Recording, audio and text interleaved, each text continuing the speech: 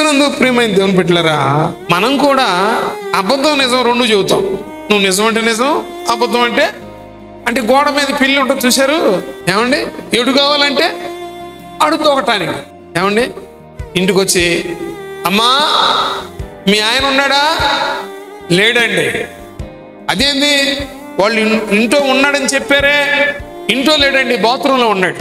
ఉన్నానంది నిజం, లేనంది నిజం. ఏం చెబుతాం చెప్పండి?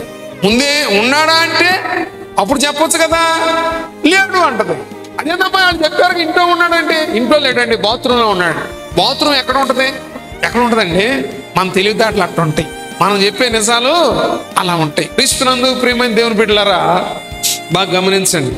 వీళ్ళు వాక్యం వింటున్నారు కానీ ఆ డబుల్ మీనింగ్ డైలాగులు మానుకోట్లా. వాక్యం వింటున్నారు కానీ ఆ లోక పద్ధతులు మానుకోట్లా. వాక్యం వింటున్నారు కానీ వాక్యానుసారంగా వీళ్ళు జీవించట్లా. విశ్వాసులే అయినా వీళ్ళ కన్నులు తెరవబడట్లా. నేను దేవుని బిడ్డని అబద్ధం ఆడవచ్చా? నేను దేవుని బిడ్డని మోసం చేయవచ్చా? దేవుడు నాకు ఏది కావాలంటే అది ఇస్తున్నాడు కదా, నేను దొంగతనం చేయొచ్చా? లేఖనం వింటున్నారు కానీ విశ్వసించట్లా, లేఖనం వింటున్నారు కానీ లేఖనానుసారంగా ప్రవర్తించట్లా. విశ్వాసులే గుడ్డి వాళ్ళై ఉన్నారు.